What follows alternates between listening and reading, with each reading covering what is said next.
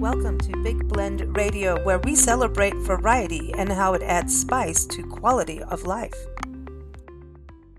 Welcome, everyone. Today, I'm so excited to welcome Sarah May on the show.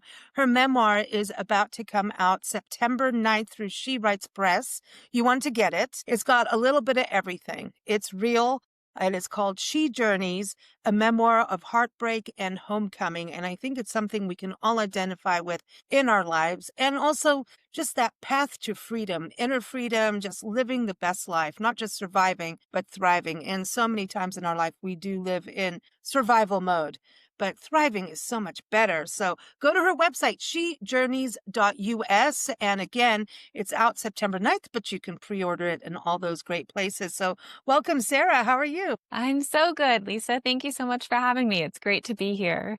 You are a fellow traveler, traveling all the time. I know you have moments where you stop in like Houston and San Diego and chill out, but you and your husband, authors on wheels, right? So you Yes. travel in a van across the country. And I always see vans, I go, they're one of those people, or like, no, they're not. That's like a work van. So I can tell, like, when you pull into a rest area, who is like, just those adventurers. So we've probably met each other, but what's weird is we're both in the same city today. Yes. Who knew? So wild. What a coincidence. I love that. And yeah, so my husband and I have been in a van for 5 years now. So it started out, it was a pandemic change. We both left or lost our jobs and we were planning on backpacking abroad, but no one could go anywhere. And so we kind of pivoted. And on one of our very first dates, then he was my boyfriend, asked me, would you ever live in a van? And I was like, yeah, that's a dream of mine. It's on my bucket list. And it was on my vision board, actually. And so that was on one of our very first dates. So we both knew we had it in common. And then with the pandemic, we started to get serious about it and start shopping for vans. And of course, everyone else was at that time. We weren't the only ones with that idea, but luckily we found this one. It was a plumber's van. So it was totally empty and the guy was incredible. He gave it to us for a great price. So we spent 2 months. We built it out ourselves. We had no idea what we were doing. We used YouTube for everything, went to YouTube University. I love YouTube.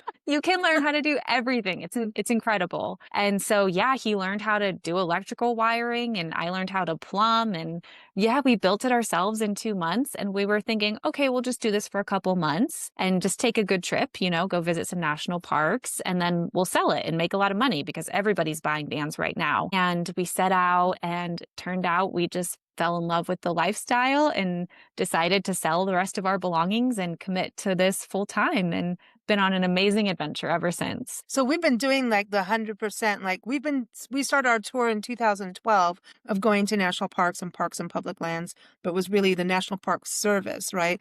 So monuments and all of that included in 2012, then our cat passed. And so 2013, we're like, on the road we went. And so we've been going since then 100%.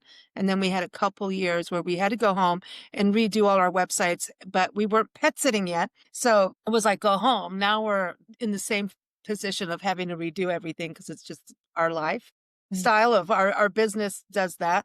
And so the last 5 years, it's been fun being on the road. As we went all through COVID when we felt like we had the country to ourselves. Did you feel that way too, traveling? Like, it was so quiet for a while. Some places were so quiet and it was incredible. But as you know, the national parks in 2020 were attendance records at every national park. I mean, they were closing some of the parks because they were at capacity for parking by like 10 a.m. So just an explosion, which is wonderful that people are getting out and experiencing our public lands, right, and enjoying them. But some places, Yellowstone in 2020, I've never seen anything like it. It was like Disneyland, bumper to bumper traffic, couldn't find a parking spot. Where we boondocked outside of the park. We always camp on public lands. And this spot was designated for 4 vehicles. At night, there were probably 15 vehicles in this spot. Like, it was just kind of madness, but it was really cool because, despite everything going on, we met just some of the most incredible people, as you know, like the magic that happens on the road, the people you meet, the serendipitous moments, and we're still such close friends with some of those people. So we continue to see them every year. We go back to some of those beautiful places we discovered. There's just nothing like living on the road, as you know. It is addicting. There is something, and I just get all excited and like just I love it when we have the days in between our pet sits where we're doing the parks and we just kind of make our own schedule.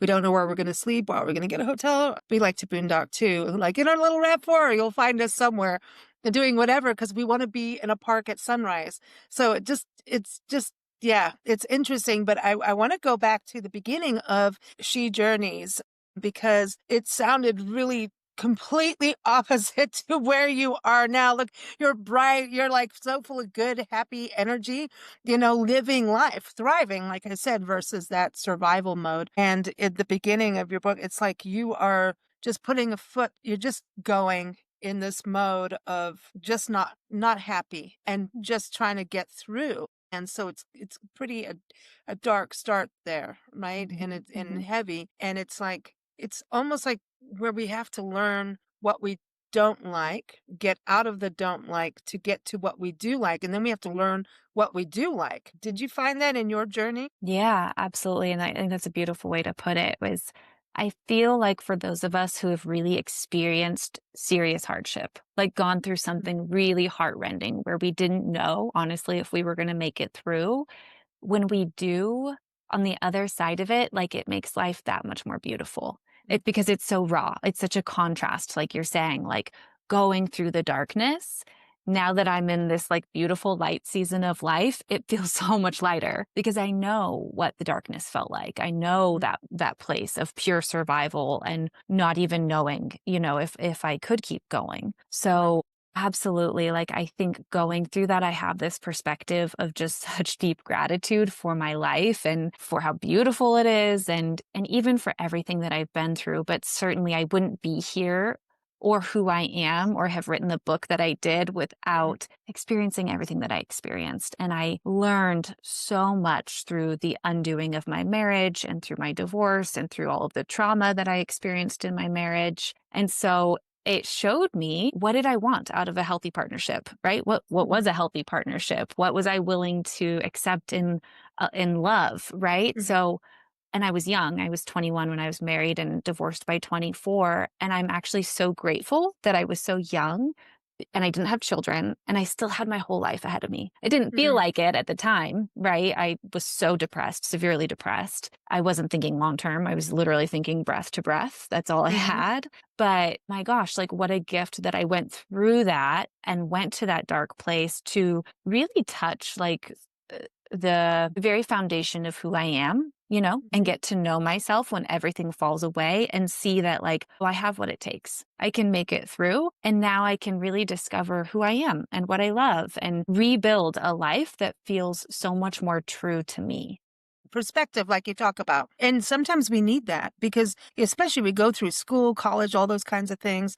Everybody's different in what they want to do, whether or not you go to college to work, all of that. And it's like, okay, we're growing up fast. And sometimes even in our families, we're doing what other people are telling us what to do.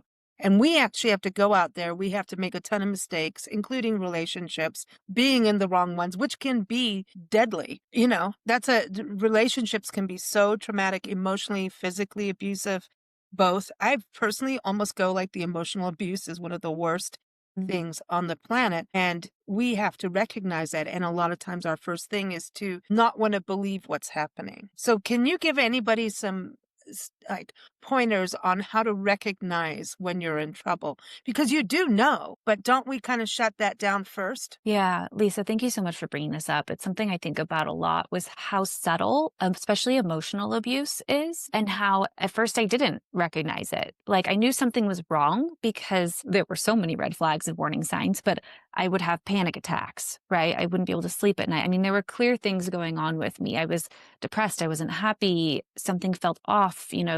There were things that were said that just didn't feel like that wasn't love, right? That it was control, it was power. And so, but because I loved this person, really, really loved them, I think what people don't understand is it's not like it started out abusive. It started out wonderful. Like it started out, I don't know about wonderful, but really this like rescue fantasy. And so I got in really, really deep and I would categorize myself as severely codependent in that relationship. And so I had a lot to learn, right? Because I was also trying to be this like everything for this other person, not healthy at all. And so when abuse finally like did really rear its head, I felt so stuck because I still loved this person and I was married to them and I imagined that they would be the rest of my life. And so even though it felt so wrong, it was really hard for me to give up that the expectations of the what I had for the rest of my life and Mm. keep thinking like he's going to come back around. He's going to come back around like cuz it would be hot and cold, like that's what abuse is too, right? Where someone I'm so sorry, this lip service and there's grand gestures, but then they're back to the old Mm. behavior.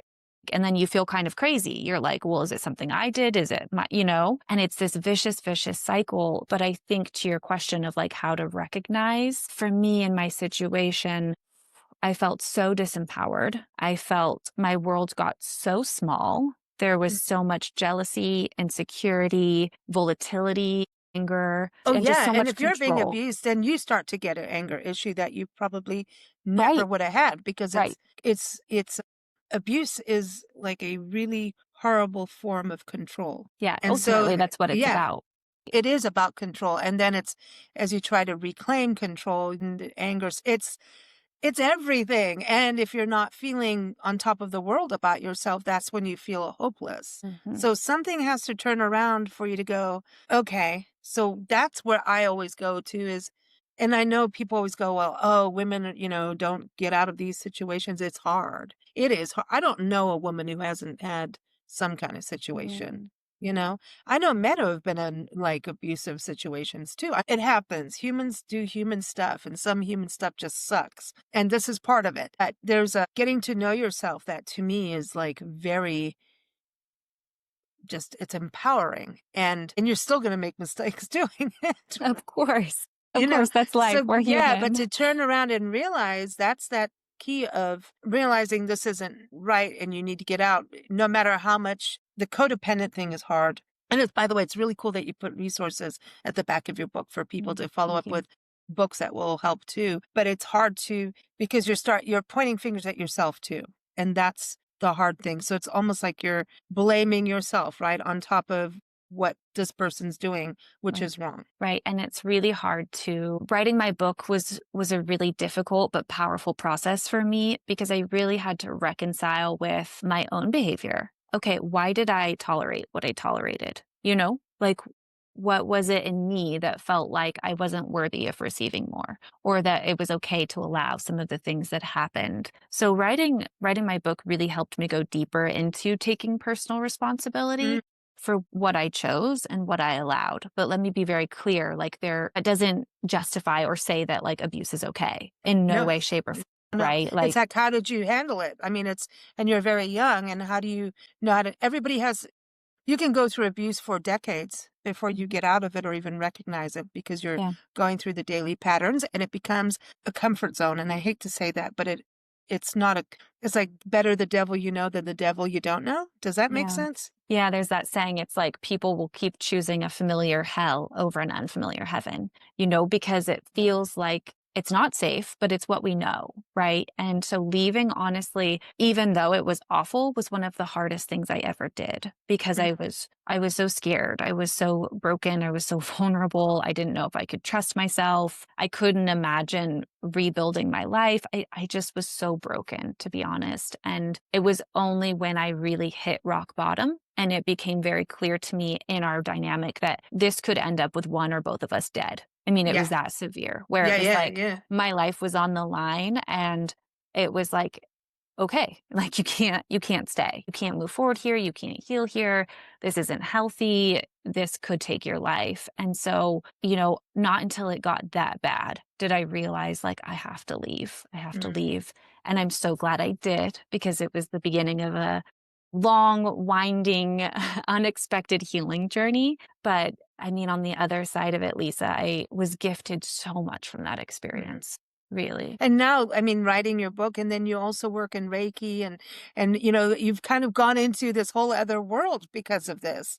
Because Mhm. that's what I see people often. It's like, oh, I found the light, man. I want other people to experience this and know you can be free and to live just a really awesome life. Yes. Yeah, absolutely. And that's what I love is it is a heavy book in the beginning. There's a lot of trauma, but I think it's also relatable. Like you were saying, a lot of Mm, women and men have gone through heartbreaking experiences or touched the bottom of sorrow and have been in a dark place. But at its core, my book is really about hope and mhm, about rebuilding your life from the inside out to create a more beautiful life where we're free and we're expansive and loving and living with forgiveness or whatever free means to you. And so it's interesting, like all of the things that helped me heal along the way are now the things that I share with others in my awesome. healing practice. Yeah. So like yoga was incredibly healing when I was going Mm, through everything. It was kind of the only place I felt safe. And it mm. reminded me like, oh, you're strong. You can do this pose. Like You can breathe.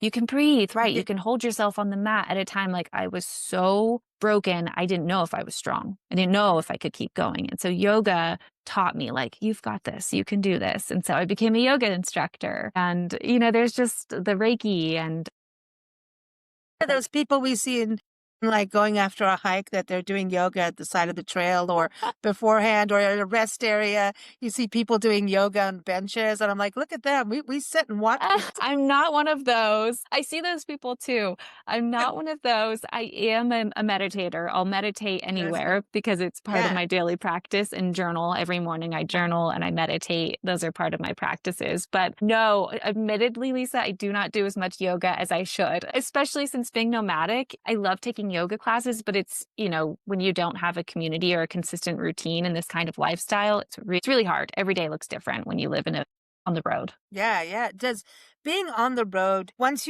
because now every day almost you're always out of a comfort zone in a way.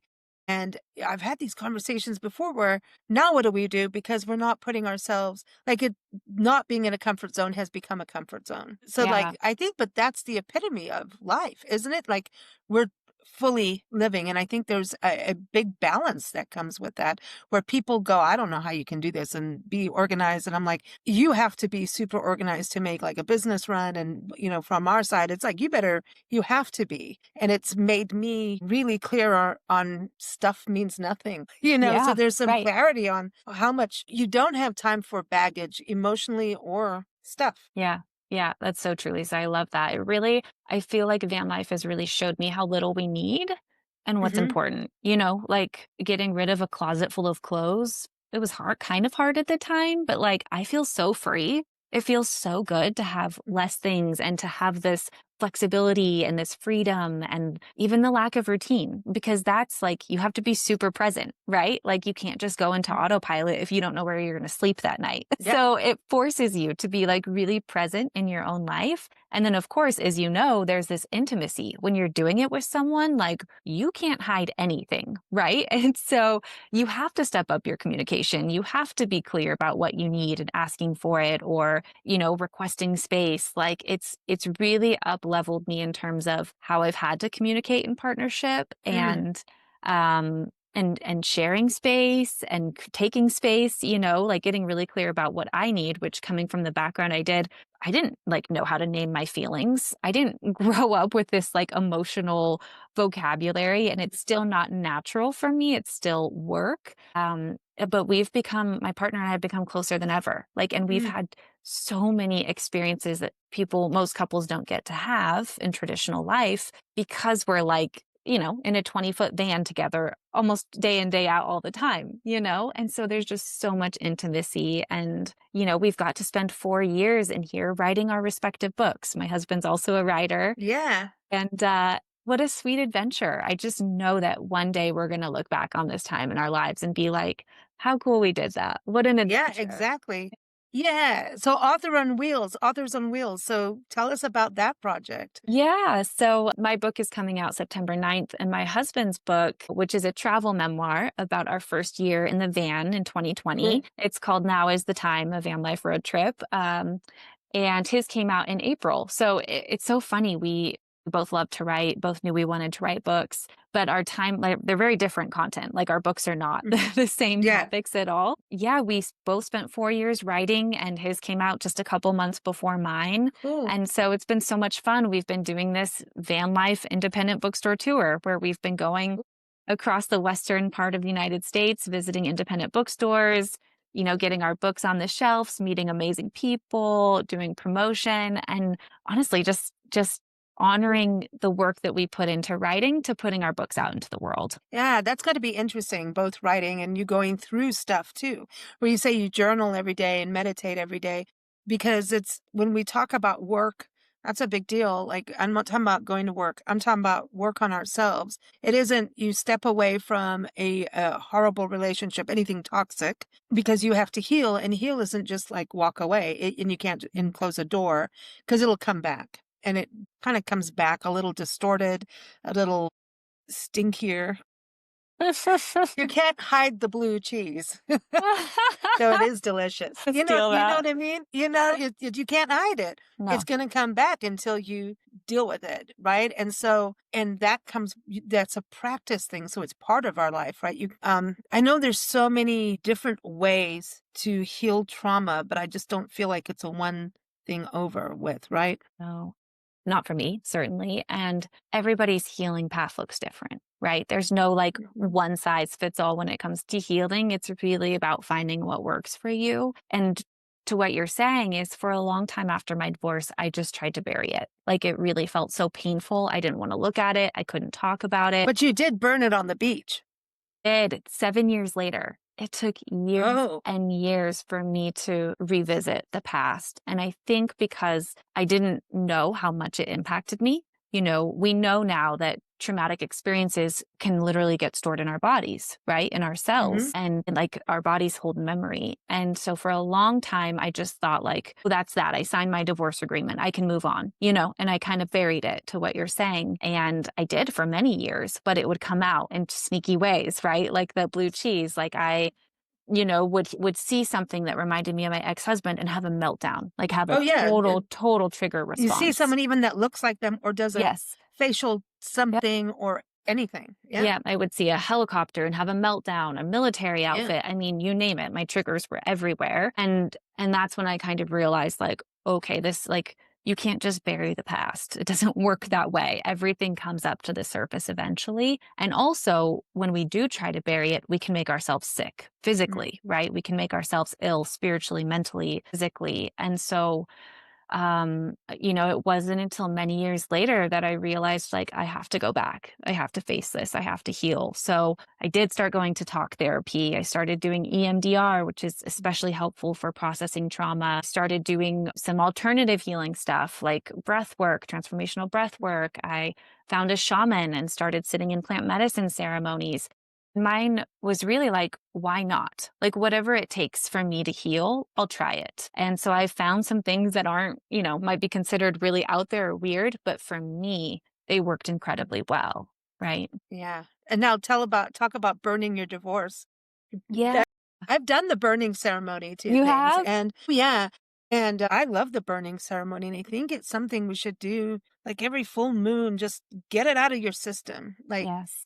talk about clean the plumbing out, get the Yep. plumber struck. Yes. Rituals, like having a ritual can be really powerful because for me, just getting a piece of paper from the state saying you're officially divorced, like that didn't feel like closure to me. That wasn't Just another enough. purple stamp, just Yeah, like getting like the marriage certificate. right. And when you have a wedding ceremony, I realized you exchange these vows and you have witnesses and it's a very sacred thing, right? That we're promising and to someone for till death do us part. And so I realized that I still had this huge grief around getting married and Mm. around thinking that that wedding, was it. I was only going to do that once and that my person that I chose would be the rest of my life. And then this person broke our vows in every way Mhm. imaginable. And so part of my healing process was creating this divorce ritual where I went back 7 years later to the beach where I was married with just my parents, which was really sweet. And I burned the vows that my ex husband and I had exchanged on that same beach. And then I read new vows out loud to myself. And That's I cool.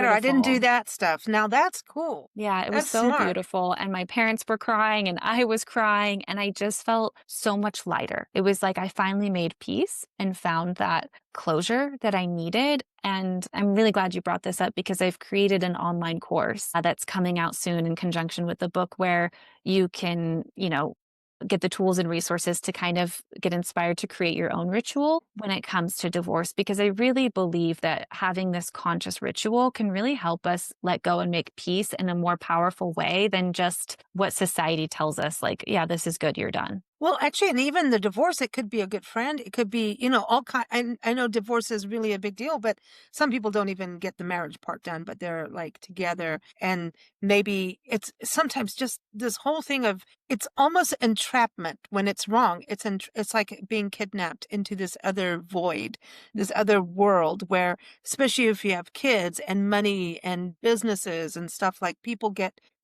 especially in the beginning, it's like, oh, let's share everything. Maybe not.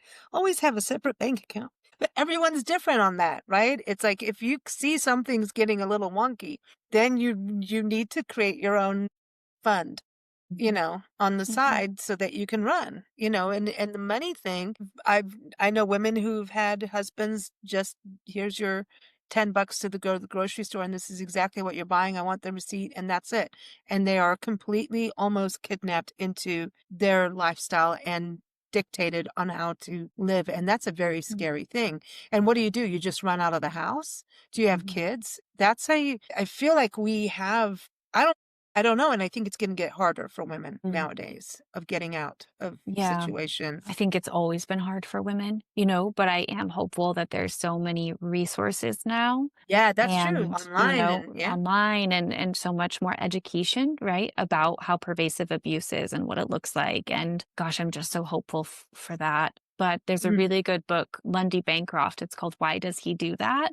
And mm, it's really helpful if you are stuck in something or you feel like something's not right, read the book, and mm, you can't just leave. Like, you have to have a plan. You have to do it thoughtfully because you don't want to put yourself in further danger or harm, or especially your children, right? And mm. so there are ways and there are resources to get help and to get out of these situations. And it's so scary and it's so terrifying. And I wish people had just a little bit more compassion, especially, there's this statistic that many women who leave end up going back. And it's Yes. really hard for people to understand why, but that is how the psychology of how just pervasive it is and how it gets into you, like it hooks its claws into you. And you think that I thought, like, I can't survive without this person, or this is this is what I know, right? It's Going back to that grooming. familiar hell. It is a form of brainwashing in a way. Yes. Yeah, it I is. hate to say that word. That's just such a gross word, but it Mhm. is used to control in a weird way. And Yeah. I wonder how conscious do the abusers know what they're doing? Like, Yeah. or is That's a it great just point. I mean, some people don't realize what they're doing and it comes from their past trauma From too. their wounds. Right. Yeah, and so there's like that gives you a level to have forgiveness in a way for you to move on and understand, look, man, but it just because they have it doesn't mean you have to go through it. Right, precisely. And I would say that my first marriage was really a reflection of unconscious and unhealed wounds. From my modeling, I thought love was pain. I thought love was betrayal. I thought love like should hurt. It shouldn't, but that's what I thought. Mhm. That's what I grew up believing about love. And so I never inspected those beliefs. I never, Yeah. looked deeper and kind of did my own healing work about why did I want someone to rescue me? Why was I so willing to lose myself in someone or in a relationship? So those are really valuable questions to unpack. And those people are seeking to control someone. Exactly. Right. Right. Oh, Exactly. And so, gosh, I really think that one of the most powerful things we can do is do the healing work, because then we're making those unconscious things conscious and we're mm. not so susceptible. Yeah, and this is so important to talk about too, is the healing work is really crucial because then you feel like you're gaining control of your life, which you are, right? Mhm. Even if it's a little bit every day. If it's just journaling every day, that's something, right? Other people, they do not have those tools and know about it, could veer off into the addiction world and Mhm. not mean to, but they just anything to quiet what's going on because it's traumatic. And that happens to people, drugs, alcohol, cookies, whatever it's going to be, there, or even overworking, even doing exercise to extreme. It's like you take something else to an extreme because the other thing is extreme. Trauma is life in extreme, not in balance, because, extreme. Traveling on the road is a little extreme to people, but if you It look, is. ancient cultures have been traveling and nomadic for all human beings were nomadic way back in the day. So this is just going back to what we're supposed to do. Yeah, I mean, you're speaking to the choir. So, Yeah, but I yeah. think what you're talking about too underneath is really important. And it's this idea of personal power. And in a relationship like the one I was in, I was really giving my power away. And looking at the things that we give our power to, is it a substance? Is it a person? Is it an outside situation? Some of the things that were most healing for me at the time were things that reminded me of my power or that helped me remember my own power, like yoga, right? Oh, I'm strong. I can do this pose, or taking a cross country road trip and backpacking by myself. Like, Mm. oh, I can do this. I'm strong enough. And so all of those experiences were helping me reclaim my power after feeling so disempowered. And so anything that helps us kind of reclaim those pieces of personal power after coming through trauma can be really, really helpful. I know after, leaving him that you went off across the country on a big adventure, hiking, going to parks, public lands, all of that. How did that help you? And what was the catalyst? What made you, was it like a need for freedom, a need to go out and do something on your own to kind of challenge yourself? What was the catalyst for it? And then how did it help you? Yes and yes. It was absolutely this desire to I was really adventurous growing up. I grew up in the mountains and was backpacking with my brothers at 13, and I grew up in the woods. I loved being in the mountains. So I was very much an outdoor girl, but I'd never camped alone. I'd never done anything like that. And I intuitively felt like, one, the freedom, right? Because I Mhm. had felt so stuck and so trapped. And two, to prove to myself that I could do it. Mhm. And it's wonderful. My mom ended up joining me for the first part of it, which was really sweet. We were in a tiny little Toyota Yaris, so you can you can relate to that. And yeah, but then she left, and I ended up doing quite a few national parks on my own, camping on my own, and backpacking for the first time in my life completely on my own. And it was so powerful because being alone was terrifying, right? Because it was like coming face to face with me and my life, and there's really nowhere else to look except for at ourselves. But that was what I needed. And to be in beautiful places, though, and to feel inspired and to see like life is so beautiful, it's so worth living, and to kind of fall back in love with that in a Mm. sense. And Personal. yeah, and just to see like, I'm okay. I can do Mhm. this. What a miracle. Do you think nature helps? Yes. And that's why I love van life, because I think nature is one of the biggest healers, one of the biggest forms of medicine. And so that trip, absolutely, I felt like nature really just wrapped me up and held me. And yeah, I think that's why I She love is a this mama. lifestyle. Yes, Yeah. yeah. And van life is so great because my whole backyard, like it changes all the time, but I'm outside all day, almost every day. And so I get That's to so spend cool. so much time in nature. And I think that's what helped me write the book I wrote, that was my office, how cool. Yeah, we always say that we're on a permanent picnic. Mhm. Like when we're on the road, we'll be like, all right, pull over for a picnic, go for a little walk, come back, sit down, and we're like, well, how do you like our living room today?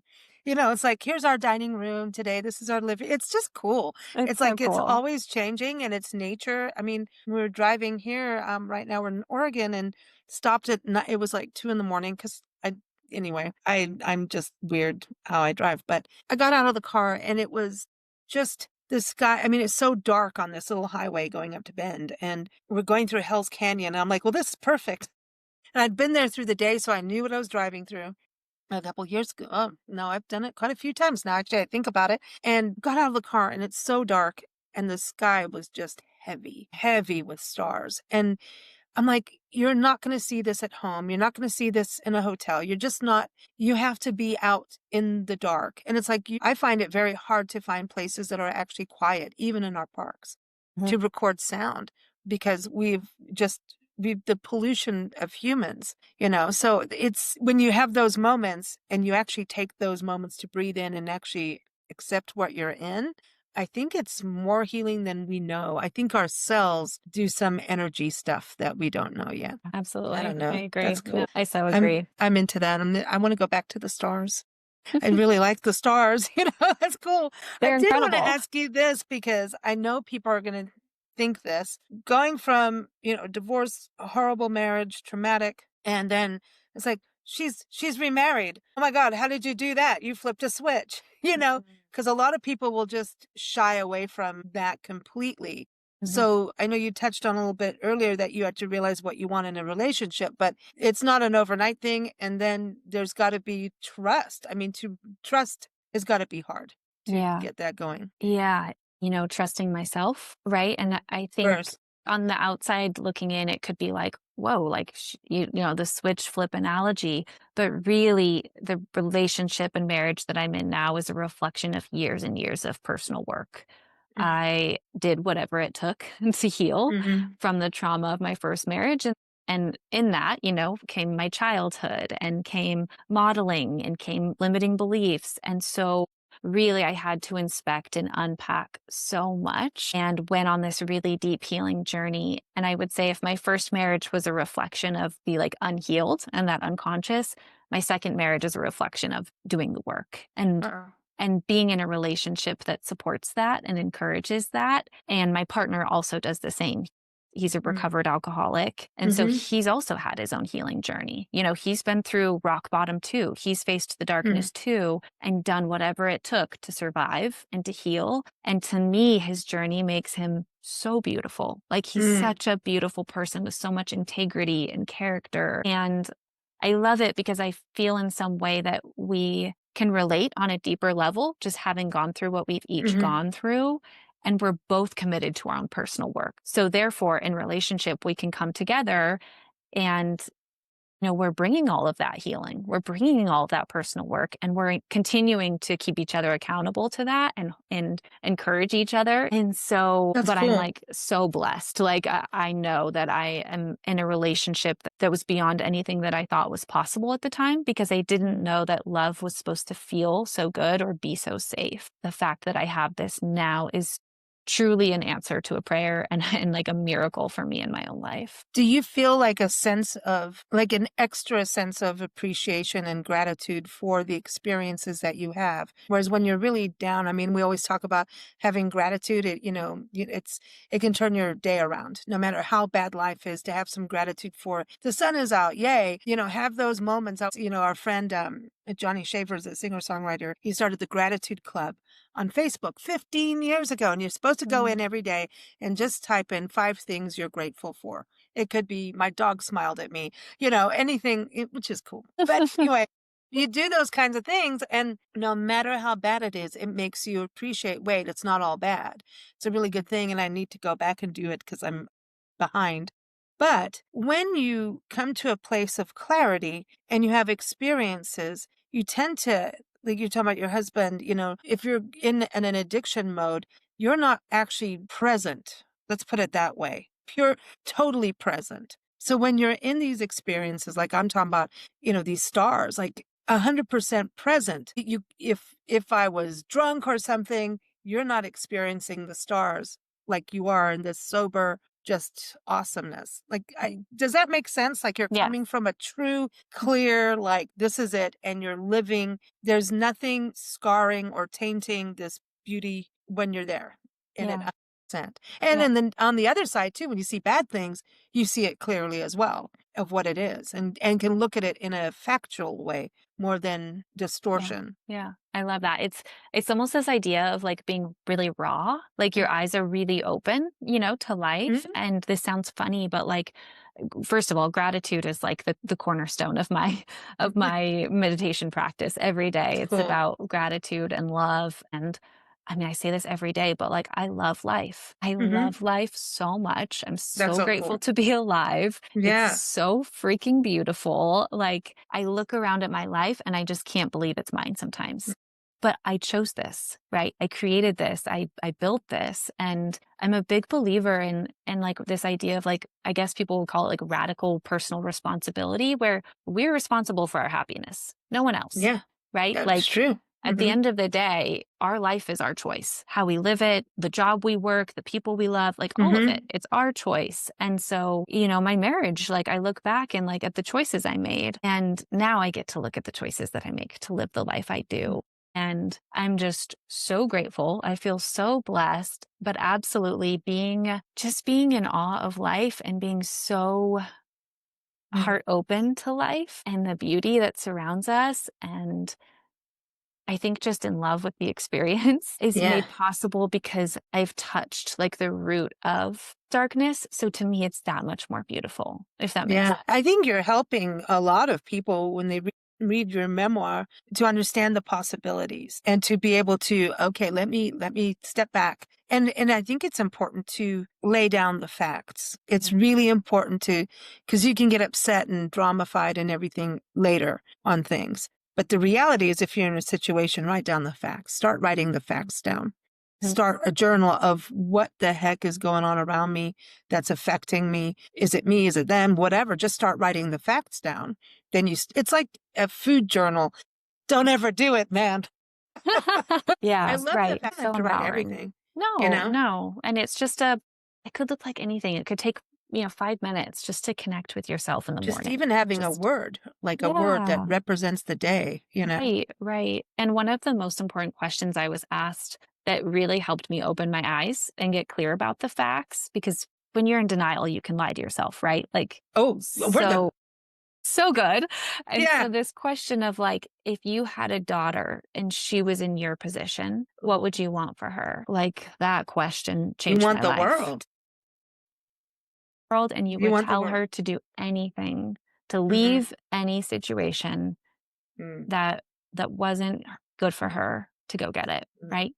And you would Awesome. have her back. And so thinking about our own journeys in that way, like you have to have your own back. You have to follow your heart wherever it leads, regardless of the cost. Hmm.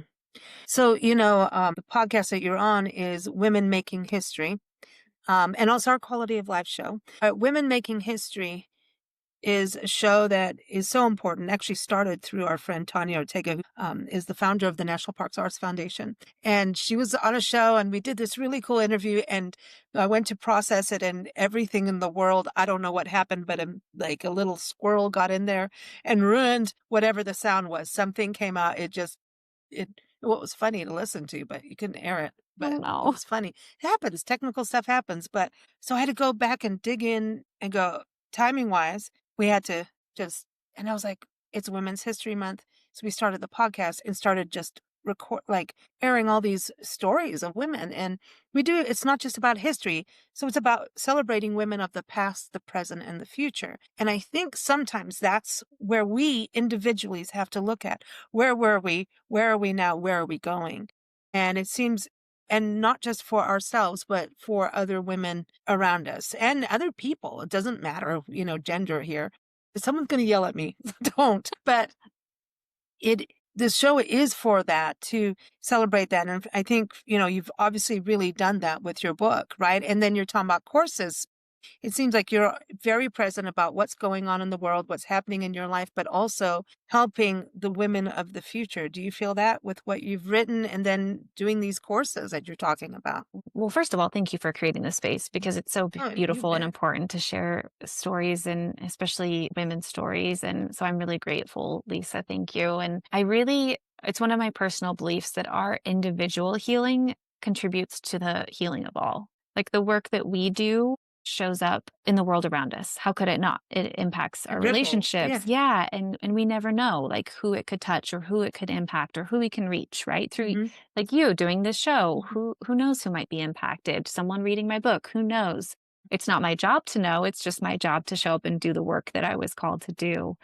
And part of the work that I was called to do is just to share the healing path. And so connecting with women through things that helped me heal, through meditation, through yoga, through Reiki, through intuition, like sharing all of that I've learned and supporting others on their journeys of healing, embodiment, and transformation for me is like the greatest honor in the whole Mm. world. And I think it's for me the most important thing that I can be doing with my time because That's it's changed my life and I believe in it and I see the power behind healing. And gosh, I think that if more people got serious about doing the personal healing work, we could live in a really different, beautiful world. And I think that's for every person. No one's free and clear. None of us got a free pass, when you think about it. And everybody has varying degrees of what it is. It could just be that you've put yourself in a job you hate day in and day out. And God, that sucks. Really, just a sucky job sucks, especially if you're there for 30 years. You can't sell your soul to the company store. I mean, the blue cheese will come and get you. Nothing against the blue life cheese. Life is too precious. Life is too short. Yeah, I'm going to go to Rogue Valley Creamery in Oregon. Sell everything and move into a van and leave it all behind.